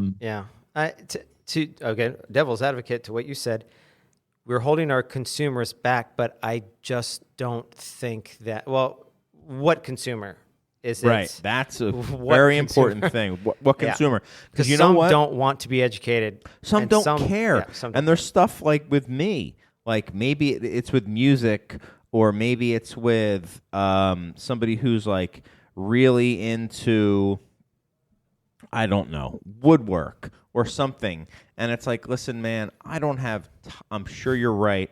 I don't have time to look into why the joint on this table makes it better and worth more money. It's just not worth it to me, man. Like, just give me something with veneer that's plywood on the middle. Like, I don't have the time to discern. Because I care more about Nile's beer, and that's giving me less time to care about what this table's made out of or something. And there's other people who was like, no, man, like, this is the table you're going to eat on, and someone made this with their, like, this is like so important. But, you know, give me that Miller. I don't give a shit. I don't like that hoppy stuff. You know, like the lens of observation. The lens of observation. Yeah. And, you know, but maybe that person has a little bit of room to enjoy a beer that's more than just a Modelo Especial. Sure. I think so, yeah. But that's why craft beer can't be big beer. Well, that's why craft beer exists to a certain extent. But that was the crux of my. But then we inflated. My point is, you can't be an artisanal brewery and also you can't be both things. Not for long. No. As long as humans behave the way they behave, with their complete and utter lack of awareness of everything, just lack of mindfulness. Not being conscious of what we do. We don't do that. We just walk through life and we. Sun King, good example. We take for Sun granted King's a everything. great example. Sun King is doing it. Are they? I think so. They've got a great mixed culture program. They've got good barrel age program, and then they're also. They're coming after that. I mean, they're easily found. I think they're big. I mean, they're not a small brewery. They're not small. I would say they're not they're teeny regional size, maybe. And they win a ton of medals. That's for darn sure. Well, then what's big beer? Like at production wise, is it 50,000 barrels? Is it 25,000 barrels? Is it 100,000 barrels? Or is it a mentality? It is a mentality. Absolutely, it's a mentality. All right. Okay. First. Well, then that changes things because is Sierra Nevada a big beer? Yes. Oh wow. Is Allagash big beer because their Cool Ships program is incredible. But Allagash White they make a whole lot of that. That's so true. I That's think like Hazy 80% of their Little beer Thing is an example of Sierra Nevada being big beer. Big beer. I do. I think Sierra Nevada is almost both, in a way. And I think they were teetering towards more and more big beer, and now they're starting to come back with their, some of their classics, and they're starting to realize. It's hard for me to tell because I think a lot of what I judge it based on is how it's being marketed locally. And for me, Sierra Nevada around Isn't. here just exists on a shelf. Right. Like they're not doing some campaign, like cohesive ad campaign to sell. You don't call that an ad campaign? I'm Look pointing at to a Sierra Nevada can that we have on a poster because we have it on draft right now. Well, that's clearly not Sierra Nevada's distributor's priority. Right. You know. Yeah. Yes. I don't know the answers. All I know is if we all are more aware of everything and appreciate everything about life, and we don't just walk through life like zombies, which is very easy to do. Yeah, I do is. it myself. Yes. We can start to appreciate things on a more visceral level, and that will open the gates for people to understand the true craftsmanship that some of us go through to make what we do. Yes. Here. And as I said, I genuinely believe there will be somebody who will push through and be able to do that. Someone like a Hill Farm or a Russian River or someone. There's going to be someone new who is very authentic and will. Russian River's poised to be that. Yeah. For sure. And if you want an authentic experience and you're not already in Ava, Illinois, I highly recommend checking out Mad Fritz because Nile is a complete psychopath, and it's amazing what he is doing. It's Just hearing the way you talk, I'm already sold. I definitely want to experience that. Yeah, it's worth it. It's worth it. It's super cool. Clearly, I have to be there to sell it to you. Yeah. No, I mean, Nile, we can talk about it like offline. We can talk about it here, but it is something that it's just like it's so on the point that you're the tip of the spear that it's like even someone like me as a like specialty retailer is like, man, this is a serious hand sell because you have to get the buy-in from people. They have to be excited to open that beer. They have to not only it's not begrudgingly getting them to pay $35 for a bottle of beer. It's getting them excited for it. And then here's the other part, and not sit on it in their cellar for 3 years. You got to break that habit too. Oh, Here is a $35 bottle of beer to drink tonight with your bowl of spaghetti. To bring that back around, but like for real, like that's what you're trying to achieve, right? Is for people who can afford to do something like that. Okay, to do it. I got a question for you guys, all you guys. Okay, how many good $35 bottles of wine have you had? Have you had any good ones? Yeah, many. Lots. Yeah. You don't Really? think so? No. I've had excellent $18 wine. Wow. You don't think you can get like a $35 like? You're joking. I don't remember. I don't know if the you're names of most like of them, but Yeah. most of them. What? That's my problem. I know too much. You know too right. much. You yeah. know too much. I was about to say. I So you don't know. think it's you kinda can- like you guys? You guys know too much about beer. You know what goes. So, into it. Niles, you don't know think too you much can about get- wine, and you're like $18 wine. They're like, oh my god, do you realize what they put in that stuff? But what about like a Spanish Vino Verde for like $13? Portuguese. Yeah. Or, I'm sorry, $13. Portuguese. Yeah, Portuguese. I mean, that's sorry. pretty good. I mean, What's I mean, that's what like, they You are. can't. with No, they're not that, but expensive. I mean, Yeah. I'm looking for something a little more exciting. I mean, I guess it depends. Sure, but on that's just like time. a crusher. And is that a bad beer, a wine on a hot day that you just want to like? No, I think it's that's a good nice, yeah. wine, and I think that's a decent price for it. So now, like Oh, yeah. for $35, you start getting your expectations are much higher.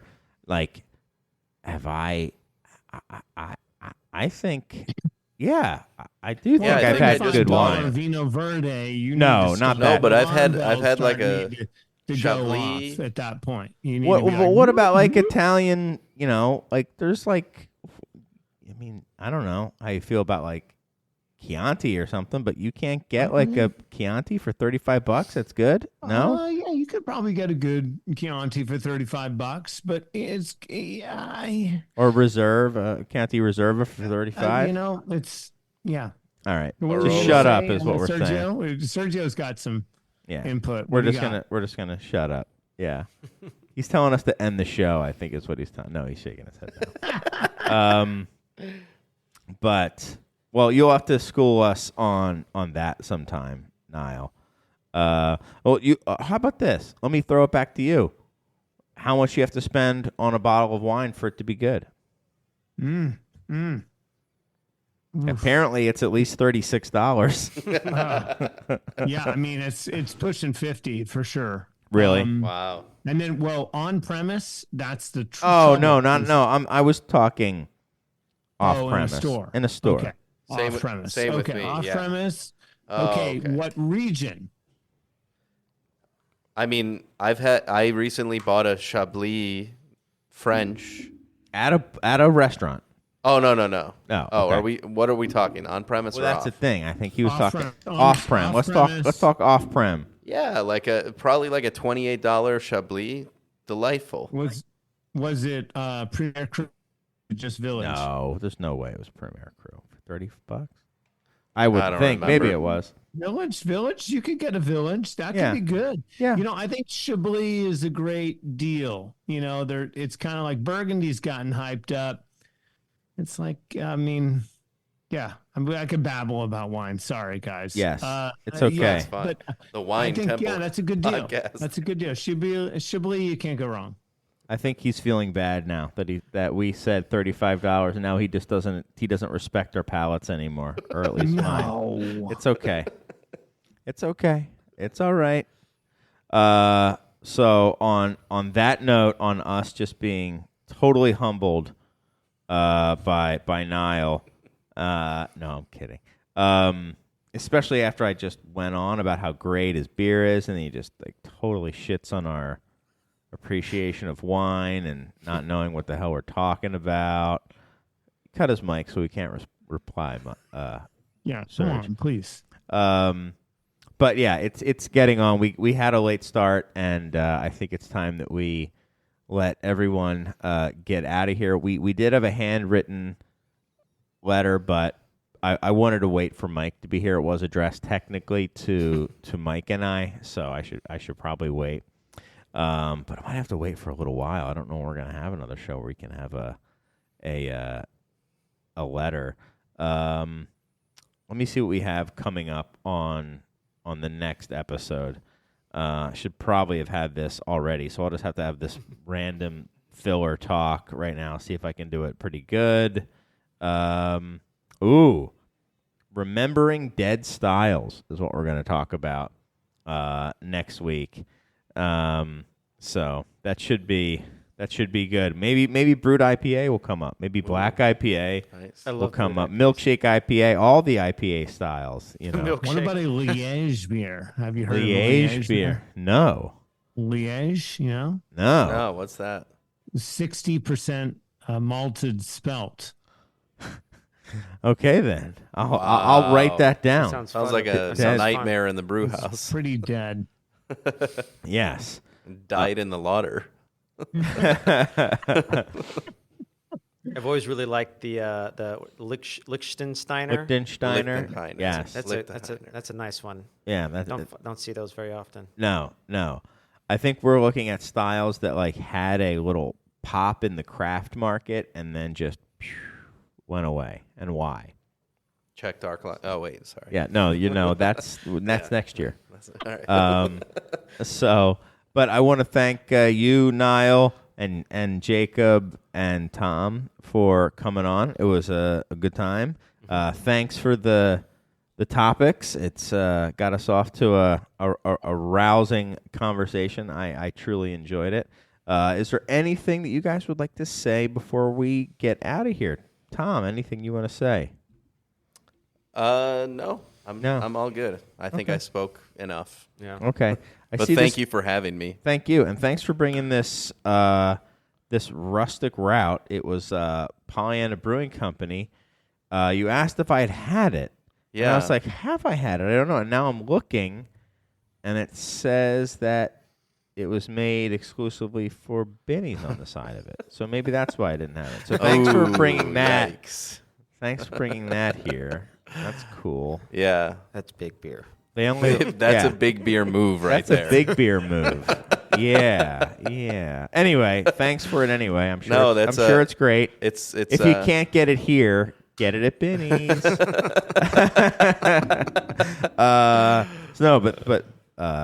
I'm sorry. I totally cut you No, off but when it's, you were saying something. It was a collaboration we did.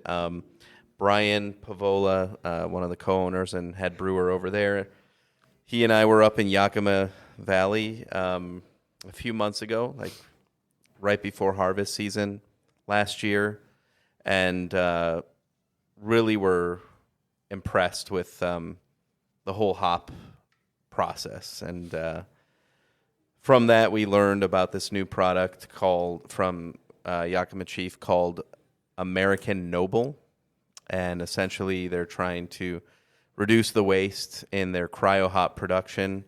They discovered that a lot of the waste product during that process actually still contained a lot of the oils, aromatics, but it was a more tapered version of what they had been producing. And as such, you started to get a little bit more noble hop character, so a little more spicy, herbal, grassy character, but with this like undertone of whatever it was that they had been producing in the cryo. So we featured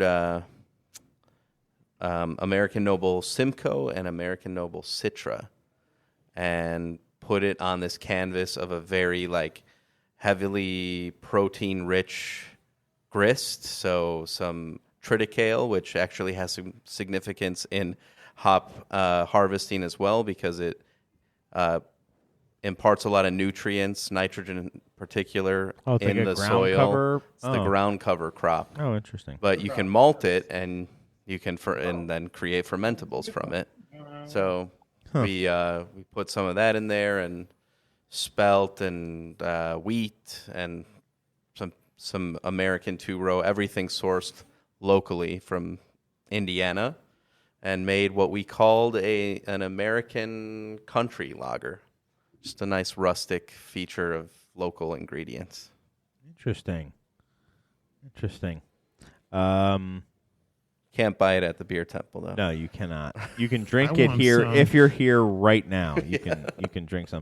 I will say, ship some to and I me? mean this honestly, the Chela Negra is better. So, and that maybe you can buy it at the beer temple. Yeah, we sold some to you guys. Yeah, good. For sure. That beer I really like. Thank you. Quite a bit. I mean, I like them both, but I really like that Chela Negra. That stuff's Thank you. very, very solid. Jacob or Nile, anything you'd like to say? What are you drinking, Nile? I saw you pouring yourself a beer. This ghost town. It's all there. You go. Hobgoblin thing. Oh, okay. It's just it's a Citra Nelson. No, it's a Never heard Nelson of it. Strata Mosaic Never heard of it. Okay. Conundrum. It's good. I mean, you can't go wrong with some of these deepas. They all kind of start to taste the same, but they're delicious. Yeah. And then I'm drinking a Doppelbock, so I'm going back and forth. Deepa, Nice. Doppelbock, Wow. Deepa, Doppelbock. Cannonball. Recipe for disaster. Yeah. you're- Recipe for disaster. Sorry. No, it's okay. I wanted to say thank you, Jacob and Christopher and Sergio, and obviously Tom. Thank you so much for being here and loving beer, and so great to share this experience. Cheers. Yeah. Thank you. Cheers. Good luck. Yeah, it's awesome. Can't wait to see you again.